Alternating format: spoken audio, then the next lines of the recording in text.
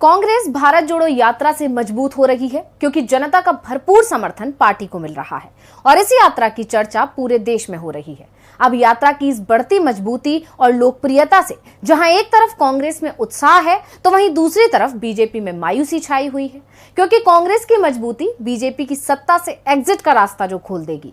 यही वजह है कि बीजेपी कुछ ना कुछ करके शुरुआत से ही यात्रा के खिलाफ माहौल बना रही है और अब यात्रा को फ्लॉप करने की कोशिश कर रही है। लेकिन इसके उलट कांग्रेस ही बीजेपी के सभी प्लान फ्लॉप कर रही है और अब एक बार फिर बीजेपी के हाथ पैच और अब एक बार फिर बीजेपी के साथ ऐसा ही हो गया। तो किस राज्य पर थी बीजेपी की नजर? आखिर कहां हुआ ऑपरेशन लोटस फेल? कैसे कांग्रेस ने बीजेपी के प्लान पर फेरा पानी? कैसे रची थी बीजेपी ने साजिश? इन सभी सवालों पर हम आज की स्पेशल रिपोर्ट में करेंगे चर्चा। नमस्कार, मैं हूं अंशिता श्रीवास्तव। तो आइए जानते हैं कि कैसे कांग्रेस ने बीजेपी का प्लान किया फेल। तो दोस्तों, ये तो हम सभी जानते हैं कि जैसे जैसे कांग्रेस की मजबूती का ग्राफ बढ़ेगा, बीजेपी का ग्राफ डाउन होता जाएगा, जिससे 2024 में देश की सत्ता में वापसी करना बीजेपी के लिए मुश्किल ही नहीं, नामुमकिन हो जाएगा, जो बीजेपी बिल्कुल नहीं होने देना चाहती। यही वजह है कि बीजेपी बस इस कोशिश में रहती है कि कैसे कांग्रेस कमजोर हो। इसके लिए बीजेपी उन राज्यों पर कब्जा करने में लगी है जहां उसकी सत्ता नहीं है, या फिर बीजेपी शासित राज्यों में कांग्रेस के विधायकों को तोड़ती है, जैसा कि अभी हाल ही में गोवा में भी हुआ था।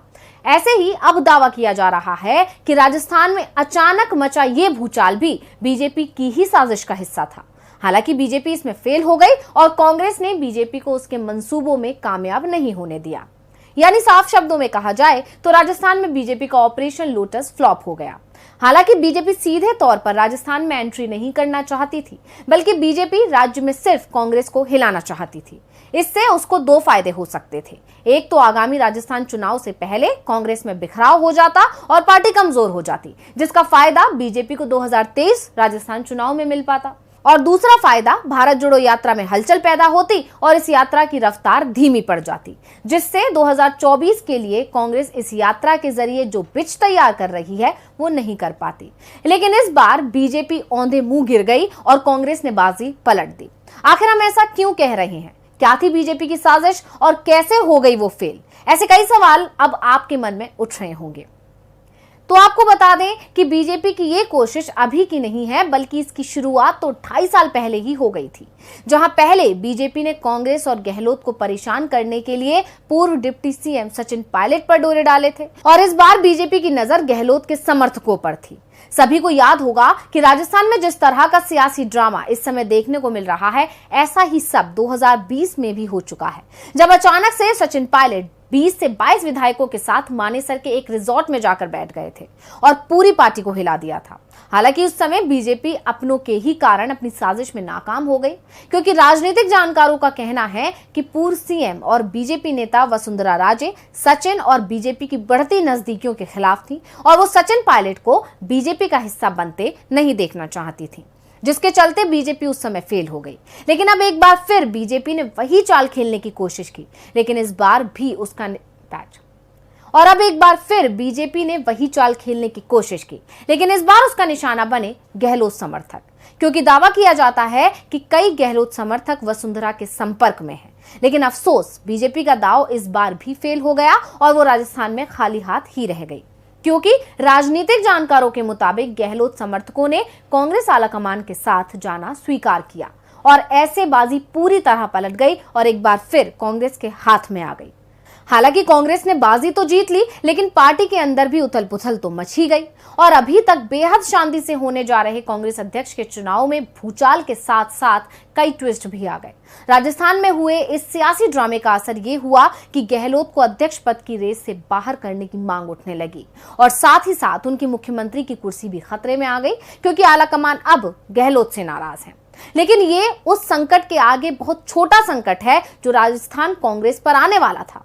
हालांकि गहलोत जब राहुल गांधी से मिलने और अध्यक्ष पद संभालने के लिए उन्हें मनाने की कोशिश करने के लिए केरल पहुंचे थे, उस दौरान भी उन्होंने सचिन पायलट के उस समय के घटनाक्रम को राहुल गांधी को याद दिलवाने की कोशिश की थी। हालांकि दावा किया जा रहा है कि इस बार राजस्थान में तो कुछ और ही खिचड़ी पक रही थी। निशाना पायलट नहीं, बल्कि गहलोत के करीबी ही थे। हालांकि बीजेपी कुछ और कर पाती, उससे पहले ही पूरा खेल ही पलट गया और कांग्रेस ने बीजेपी के मंसूबों पर पानी फेर दिया और बीजेपी बस हाथ मसलते हुए रह गई, क्योंकि गहलोत समर्थकों ने कांग्रेस आलाकमान के प्रति वफादारी दिखाई और उन्हें चुना। लेकिन अब बड़ा सवाल यह भी है कि अभी राजस्थान चुनाव में समय है, क्या बीजेपी शांत बैठेगी, क्या बीजेपी फिर कोई चाल नहीं खेलेगी? तो इस बात की उम्मीद बहुत कम है, क्योंकि बीजेपी अपनी आदत से मजबूर है और बीजेपी कोई ना कोई चाल जरूर खेल सकती है और हो सकता है कि इसकी तैयारी भी अभी से शुरू हो जाए जब पीएम मोदी राजस्थान दौरे पर आ रहे हैं। हालांकि ये दौरा पहले से ही प्रस्तावित होगा, लेकिन फिर भी राज्य में विघटन से जूझ रही कांग्रेस में सेंध लगाने की कोशिश तो बीजेपी जरूर करेगी और राजस्थान में आए सियासी भूचाल को भी बीजेपी अपने लिए एक मौके की तरह देख रही है। बीजेपी के कई नेता लगातार राजस्थान के घटनाक्रम पर नजर बनाए हुए हैं। आपको बता दें कि राजस्थान कांग्रेस में मचे सियासी बवाल के बीच 30 सितंबर को पीएम मोदी राजस्थान आ रहे हैं। पीएम मोदी सिरोही के आबू रोड आएंगे, जहां से वो गुजरात के अंबाजी धाम के लिए रवाना होंगे। संभावना की जा रही है कि पीएम मोदी बीजेपी नेता और कार्यकर्ताओं को संबोधित भी करेंगे। ऐसे में अब कांग्रेस को और भी ज्यादा सतर्क रहने की जरूरत है। वैसे राजस्थान कांग्रेस में जो घमासान मचा, उससे बीजेपी ने चुटकी जरूर ली है। तो वहीं बीजेपी ने कहा है कि वो फिलहाल राजस्थान में 2023 की तैयारियों को धार देने में लगी है, लेकिन बीजेपी की फितरत किसी से छिपी नहीं है और बीजेपी वेट एंड वॉच की पॉलिसी अपना रही है। अभी कुछ दिन पहले ही गृह मंत्री अमित शाह ने जोधपुर में बीजेपी की एक बैठक के साथ साथ जनसभा को भी संबोधित किया था। पार्टी ने इसी साल बीजेपी के पदाधिकारियों की बैठक जयपुर में की थी।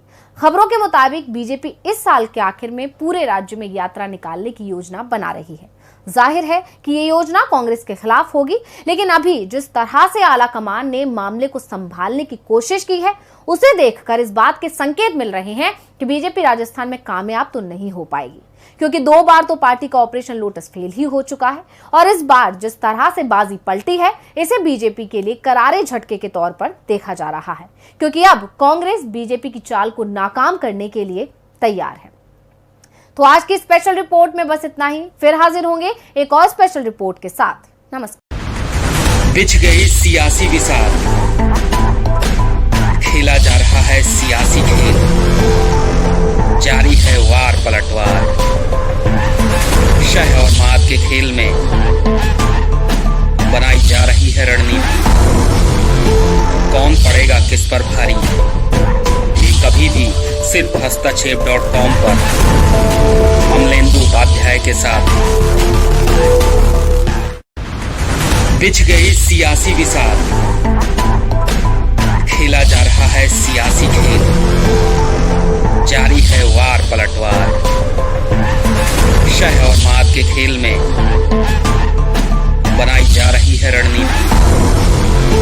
कौन पड़ेगा किस पर भारी, ये कभी भी सिर्फ हस्तक्षेप.com पर अमलेंदु उपाध्याय के साथ।